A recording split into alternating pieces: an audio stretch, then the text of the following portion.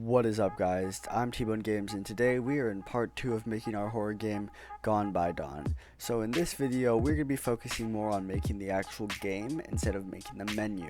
So we're going to be making the map, we're going to be making our first robot that can jump scare you, and yeah, so with that said, let's get right into it. So the first thing that we are doing is we are making the actual player for the map. And this had a lot of bugs and issues, so I also showed some of the code fixing that. But the main problem was our jumping wasn't working, and at one point our player couldn't stand up at all. But now we got it semi-working, so I'm going to tweak things up a bit, and then the next thing we're going to be making is the stamina bar. So the next thing we are making is the stamina bar. Now this is used to track how much energy you have while in game, so this is how long you can actually run.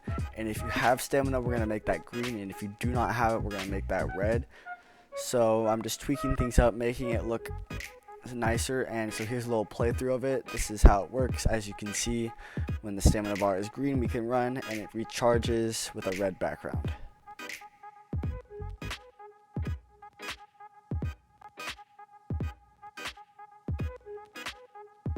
So the next thing we're doing is we are tuning up the normal map and getting ready to add in the second part of the map we're making today. And so to get ready, we are making a little doorway out of these two walls, and we're going to be adding a sliding door between them. And so now we got our sliding door from the internet, definitely not stolen, definitely made this myself. And we're going to be sizing it correctly. We're going to be adding a floor to the back of it to have somewhere to go. And then we're going to be detailing the door, and then we're going to be adding some animations. I know that's a lot to take in, but it will eventually make sense. So right now I'm wondering why the door didn't turn into bricks like it was supposed to, but I don't care, and I just continue making the doorway. So the next thing we're doing is we are changing the carpet texture that we had, as I did not really like it, so we're changing it to a more patterny white background.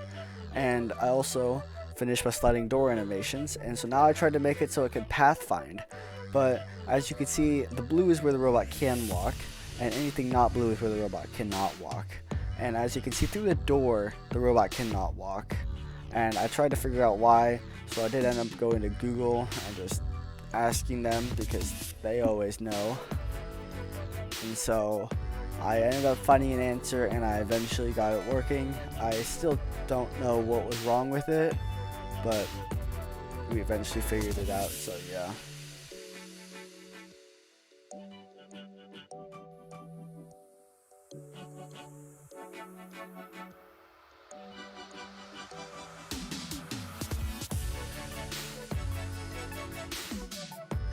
So right now I'm doing one of the final tests for the door, and I did encounter a few problems while doing this test. As you see right here, when I jump, the door animations kind of break, and that's because I want the robot still to be able to see you and be able to walk through the door, and I do have the robot see you through an invisible laser that does hit objects, and it would hit that box that's opening and closing the door.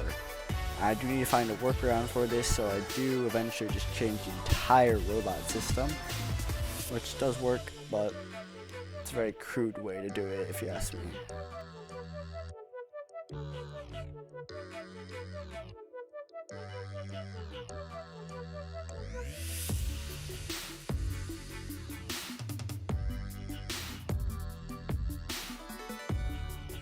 So the next thing I'm doing is I'm changing the entire robot AI to work with the sliding door to fix the problem from earlier, and I don't know exactly what I did here, but I did something, and the robot doesn't work perfectly. It gets stuck in the door, but after a lot of changes and a lot of workarounds through the code, I think it eventually worked pretty well, but there were a lot of issues with the original robot system, so yeah. As you can see right there, he just went through the wall. He gets stuck on the door. He doesn't really know what he's doing. It's a pretty interesting AI system.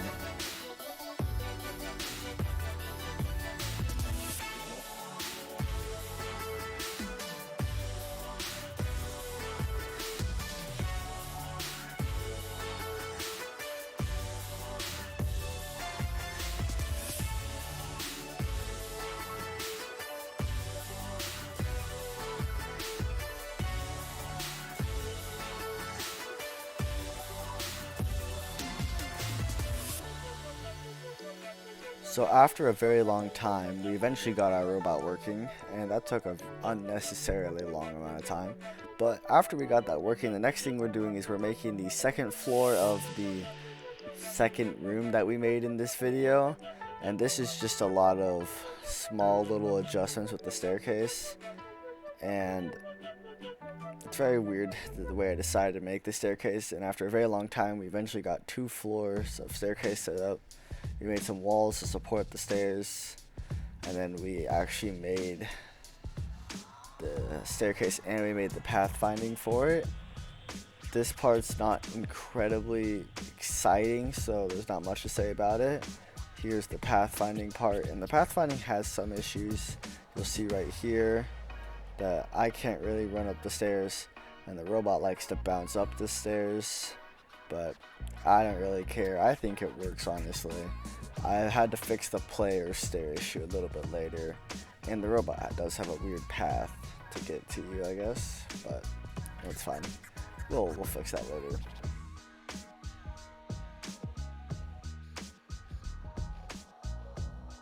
So the first workaround I had for this was to shrink the actual size of the staircase, or the actual height of it.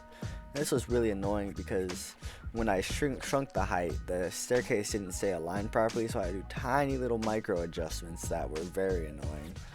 After we got that, this didn't really help with the issue, which kind of was annoying, but we do have other workarounds that we can do.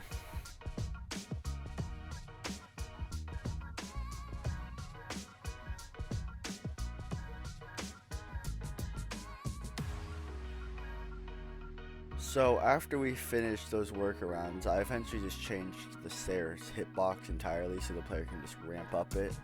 We are now making the second floor or little balcony area of the second part of the map that we made in this video. And this took a little bit for that first floor because I had to make it so it fit on the staircase and didn't go into the wall too far where you could see it. And now I'm making a second little staircase to connect the 2 edges, because I finished the map and it's just 4 little platforms going around it. Not too exciting, but it's interesting. And then after we do that, we have to connect it all, and then we make the pathfinding for it, make sure everything works how I want it to, and then we can do a little test for it.